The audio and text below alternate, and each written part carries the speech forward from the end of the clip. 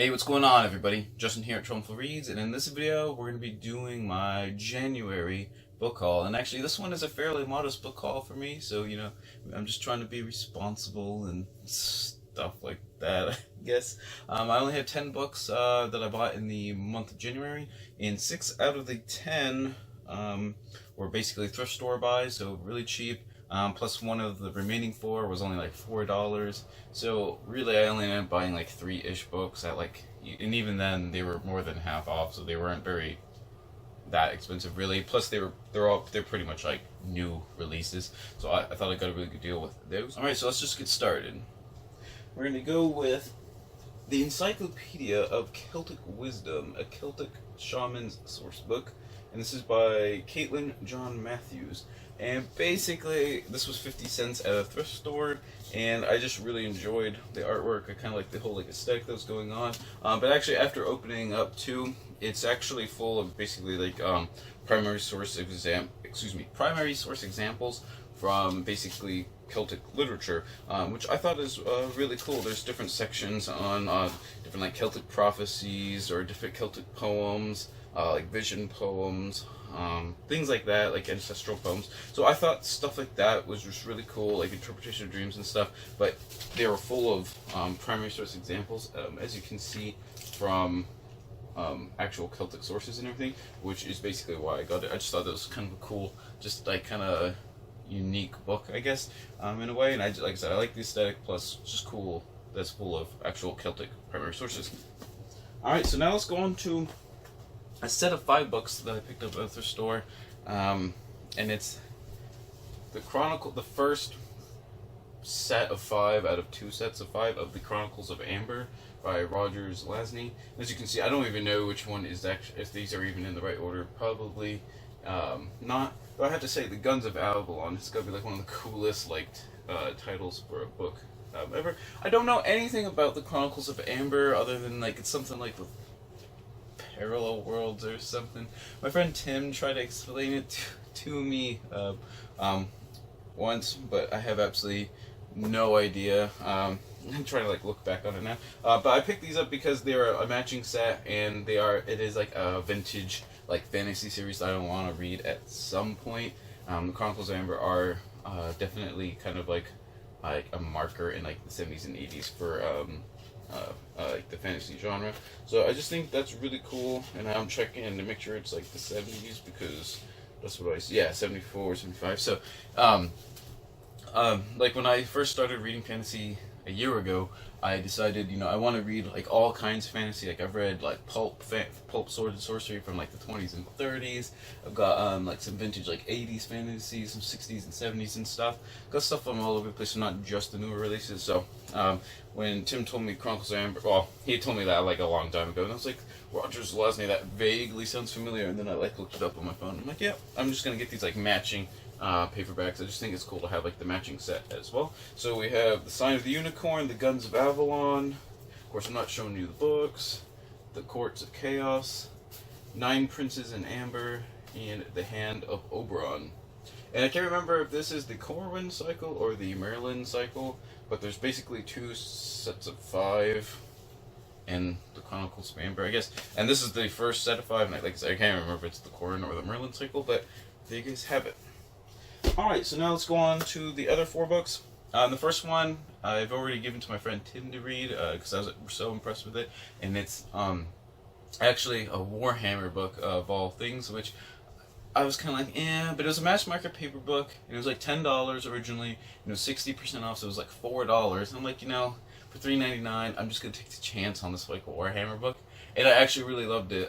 So definitely don't knock things before you try them. And it's Garrow, Weapon of Fate, and it's actually like a short story collection or anthology of short stories pertaining to the character of Garrow.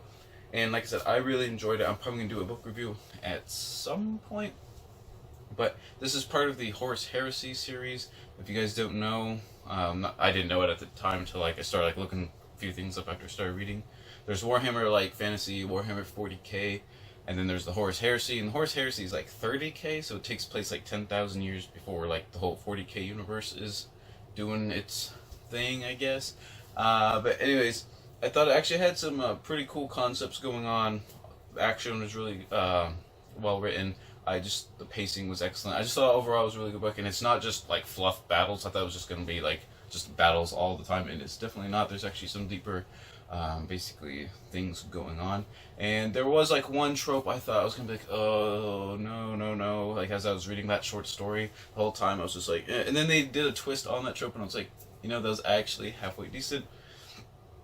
So I'll probably talk a little bit more about this book in no, not the wrap up. What am I? A book review. Duh. So I'm definitely gonna try and do a book review of Garrow: A Weapon of Fate. And if I can't remember if I said the author, and it's James. It's either James Swallow or James Swallows, one of those two. But I'll have the picture right there. And this is number 42 in the Horus Heresy series, uh, which is actually like one of the smaller series, I guess, of or sub universes of like the Warhammer universe thing, I guess.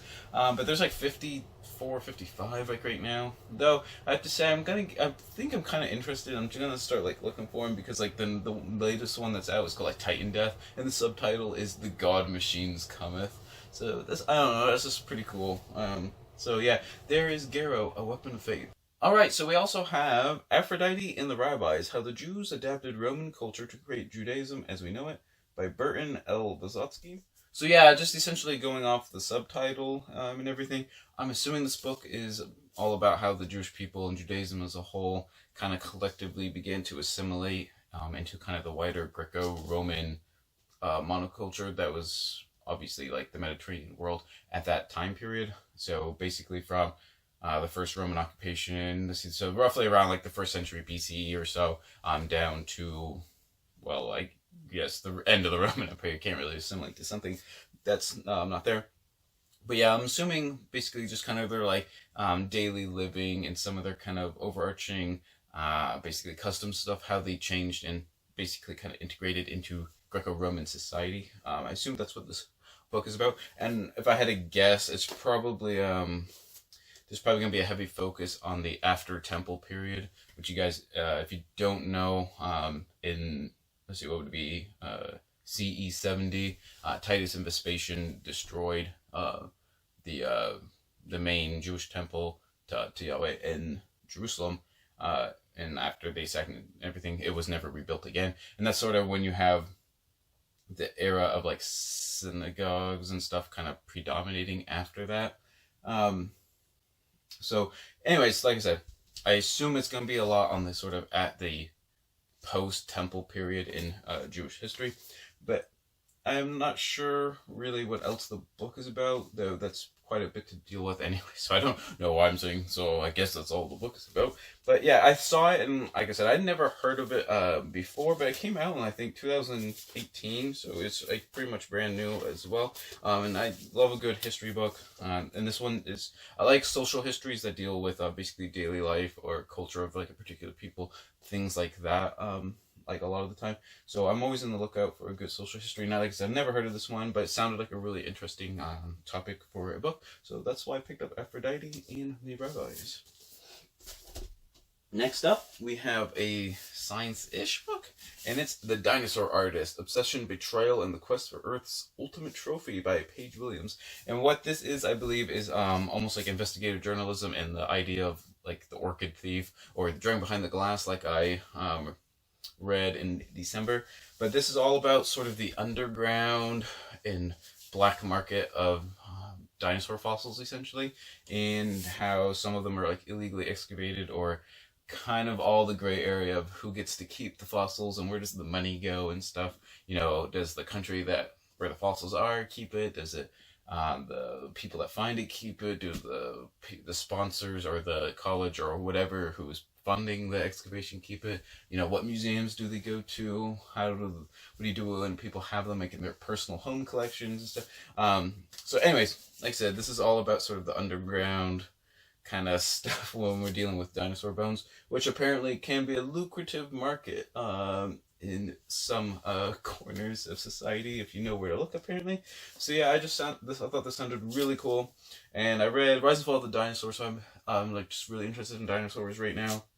So like I said, I think this sounds like a really cool book if you like kind of that kind of like journalism sort of stuff. And like I said, I think this is kind of like in the vein of like Orchid Thief, if you guys have like read that book. So it just sounds really cool to me. Who doesn't want to read about illegal dinosaur bones? All right, and lastly, at that store for 60% off, I found The Fall of Gondolin, and obviously this is by J.R. Tolkien, edited by Christopher Tolkien. And I don't know anything about The Fall of Gondolin, but I read, what did I read? The Children of Hurin not too long ago, and of course I didn't put it back, because, you know, who doesn't, oh, that wasn't Children of Hurin. But anyways, just read Children of Hurin. Really enjoyed Children of Hurin, so I want to read a bunch of the other sort of extra lore Middle Earth books, I guess, that's beyond like Lord of the Rings and stuff. But yeah, I don't know anything about The Fall of Gondolin, so I'm not even sure what I'm supposed to be saying right now, basically. Like I said, I'm a total scrub when it comes to basically anything Tolkien lore that's just not like the three like Lord of the Rings books or The Hobbit. So basically, yeah, I'm just gonna try and work my way through all his kind of extra material that the Tolkien estate has basically been publishing over the years and stuff. So when I saw The Fall of Gondolin, I know this came out I think last year as well, and it's in pretty much brand new condition. So I was like, yep, I'm gonna pick up The Fall of Gondolin, just a good addition to the collection, and I'm excited to get to that at some point in the near future. So there you guys have it. Those are the 10 books I picked up in the month of January. Tell me what your guys' favorite was out of the 10, and what your favorite book was that you picked up in January. I'd be glad to hear what you guys are up to. And always remember, whatever you're reading, read victoriously.